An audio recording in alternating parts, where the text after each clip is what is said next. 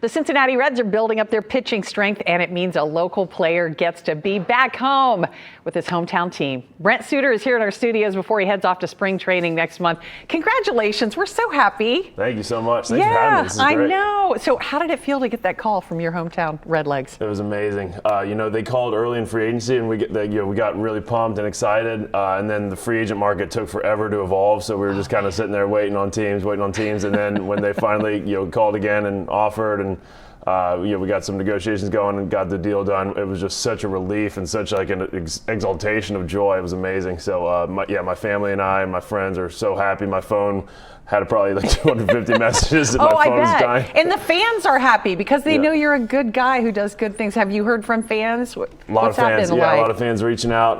A lot of people I hadn't heard from in a while reaching out. So it's really cool. I'm looking to get my hands and just dive headfirst in the community efforts that the Reds do such a good job of. So excited for that. It was a big part of us signing here. Was being able to put roots in, because this is our home, right? Yeah. This is where we live in the off season. Well, yeah, you went to Moeller, as Bob mentioned, going to the break there. You didn't leave home, right? Didn't you still live here while you were playing for the Brewers and some of the other teams? Yeah, this has always been home base. Yeah, we never left. Even when I was rehabbing Tommy John, we rehabbed up at Beacon and stayed home here, and then went out to Arizona. Why was that important for you and Aaron to do that, to stay here? Family's always been super important to us, and my parents are 10 minutes down the road. Her parents are right across the street. My sister-in-law and brother-in-law are 9 minutes away, so we want to keep that family ties as close as possible. And kiddos, we wanted them to have friendships here, go to school here, where we love the community, love everybody here. So this was always important to us to stay here. My wife was born and raised here. I was raised here, so it's really important to us to be in Cincinnati. Well, and having the grandparents that close, that's key when you need a little bit of help. Very key. So Moeller is known for raising men of character, for bringing up men of character. Some other Reds legends of note have gone there, Barry Larkin, Ken Griffey Jr. What was that experience like for you, and how do you think Moeller prepared you for the major leagues? In a lot of ways, Moeller prepared me. It strengthened me, spiritually, physically. It challenges you because everyone who goes there is really good at whatever they want to do, right? So it was really amazing to see all the talent around me, and it made me get better to try to make sure I could be on the field. And it made me a better teammate. My junior year in basketball and baseball, I really had to wait my turn. I wasn't playing a whole lot. And that made me learn patience and learn how to cheer on others without kind of getting the glory myself, but push others up to the top. So that really helped me in my baseball career as well. But it's just such a good place, a foundation. They develop the whole person. It's not just sports, not just spiritual, it's not just academic, it's the whole package, and it's a really special place. Yeah, so you also call yourself a tree hugger. You are known for some of your environmental projects, like getting your teams to use reusable water bottles instead of plastic and things like that. Right. And you even wrote your book, The Binky Bandit, about that. Does that work continue, your environmental work? 100%. Yeah, what's the latest?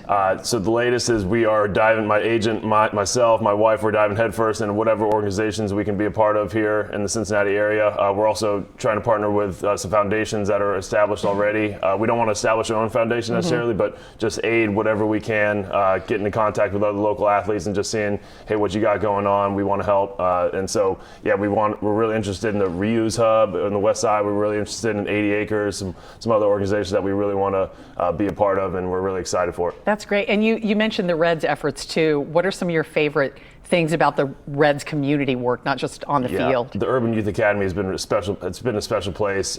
They've done some great work. I've been going to camps there, running camps there for years now, and obviously the Joe Nuxhall Miracle League. I know. Yeah, thank you for your work with the Miracle League. Thank you for your work. But the work they do, and Kim Nuxhall and everything he stands for is just beyond what you could ever hope for in a human being. So the work they do with kids who are just disabled, and we're so excited that we can, every weekend that we are home, we can go up there, stop by, play with the kiddos, which we've never really been able to do. Right.